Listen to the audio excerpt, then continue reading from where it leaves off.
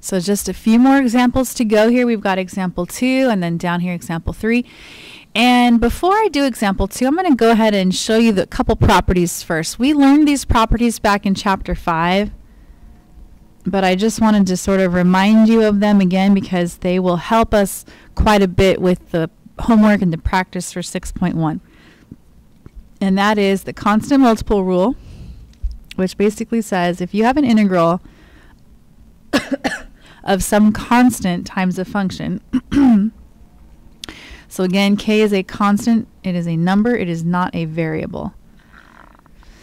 So if you have an integral like this, then you don't have to worry about that constant.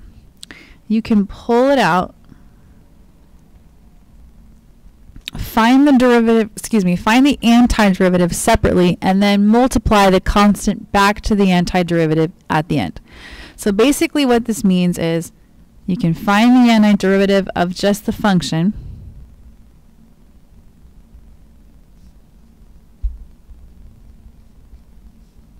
while ignoring the constant, so to speak.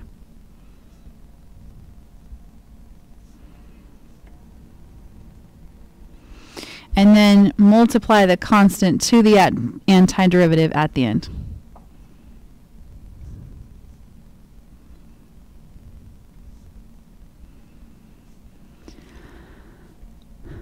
This is going to be extremely helpful to us both in examples 2a and b and also in example 3. Okay. Then example 2, or excuse me, property number 2, which I sort of used already in the first example, but I'll go ahead and spell it out for you. It's the sum and difference property, which again we also learned back in chapter 5, but wanted to bring it back here just to keep it fresh. And that is if you have an integral of the sum or the difference, go ahead and combine it into one for this, for the sake of time and space. Oh, I forgot something. Oh no, that's fine. Sorry. I was going to add c, but I didn't actually find the antiderivative yet, so I didn't have to write the c. Okay. I can split the integral over the addition and the subtraction. So I can basically write this as f of x, or the integral, excuse me. The integral of f of x dx plus or minus, depending on whatever that was, the integral of g of x dx. So the nice thing about this is I don't have to figure out the antiderivative of that whole thing. I can split it up over the plus or minus, whatever it was, find the antiderivative of the first function separately, find the antiderivative of the second function, and then add the antiderivatives together. So something important that I want you to note here is that you can split an integral over addition or subtraction.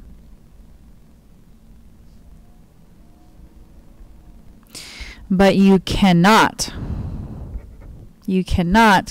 split an integral over multiplication or division.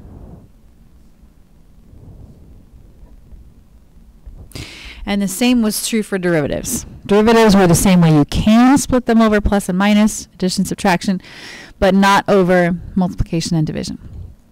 Okay, so let's back up.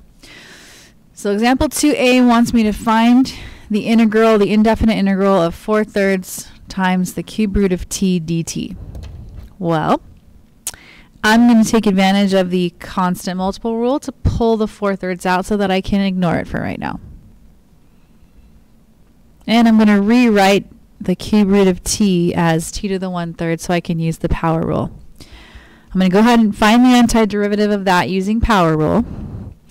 So I'm going to add 1 to the power to get 4/3. So I'm going to have 4/3, which is the constant, times the antiderivative, which is t to the 4/3 divided by 4/3. Because the rule is the integral of x to the n is x to the n plus 1 over n plus 1. So n plus 1, n being the 1/3, was 4/3. So it's t to the 4/3 divided by 4/3. Well, these 4/3 are going to cancel because it's 4/3 divided by 4/3, and anything divided by itself is 1. So I basically end up with t to the 4/3 And I'm done, right?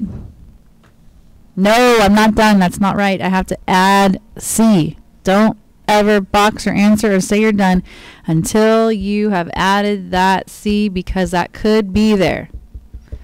Because if I took the derivative of this, let's see what would happen if I took the derivative of this. I'm going to do the derivative with respect to t of this.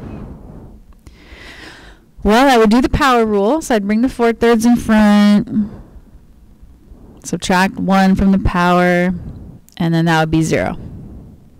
Is that what I had originally? Yes. So that's a check. This is correct. Okay, so that was A. B is using the trig ones. And I'm also using a constant multiple rule and the difference rule. So I'm going to go ahead and rewrite this as 3 times the integral of sine of x dx. Also, never leave the dx off. Always write the dx or the dt or whatever. Minus the integral of sine of 3x dx.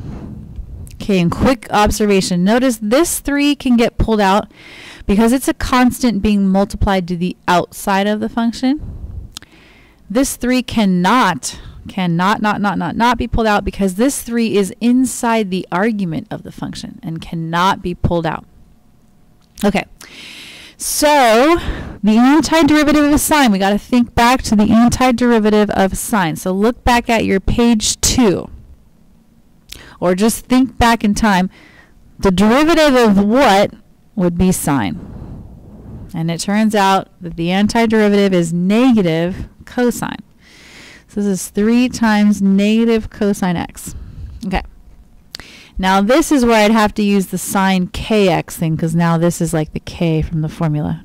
K is 3. So it's the same antiderivative. It's the cosine, but it's going to be negative cosine of kx, or 3x, divided by k, or divided by 3. And then don't forget the plus c.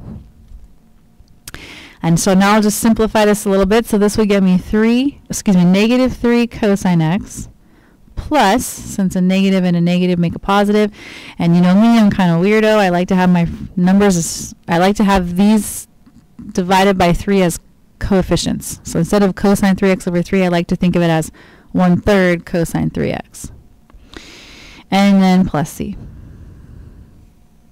So you best believe on one of my tests, if you had that plus c missing, you'd lose like lots of partial credit. Don't forget the plus c. Gotta add the constant at the end of an indefinite integral, which again is an integral with no limits of integration. Okay, then last but not least, example 3. Same idea. In fact, I'll just be using power rule here. So I'm going to go ahead and split this up. I have the integral of x to the 1/3 dx, because I like to rewrite the radicals as powers to use power rule. And then plus the integral of x to the negative 1/3 dx. This one was negative 1/3 since it was in the denominator.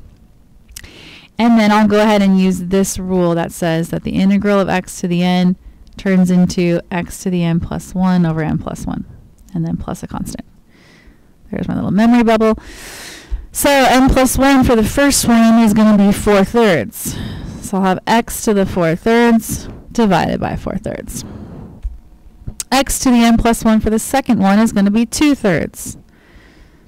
So I'll have x to the 2/3 divided by 2/3 and then plus a constant. Okay, now this looks a little funky. So let's just rewrite it so it's not so funky looking. Dividing by a fraction is the same thing as multiplying by its reciprocal. So this is the same thing as 3/4 x to the 4/3 plus 3/2 x to the 2/3 plus c. By the way, you know, as you're doing your homework, you don't have to write this step out. Many of you realize that if you divide it by 4/3, well, that's just multiplying by 3/4. So feel free to skip straight from here to there and there to there if you can, if you're comfortable with that. And that's our final answer. And that's pretty much all of part 1 for 6.1, part 1. So in class, we're going to be working on problems basically very similar to this. Please come see me in tutorial if you have any questions.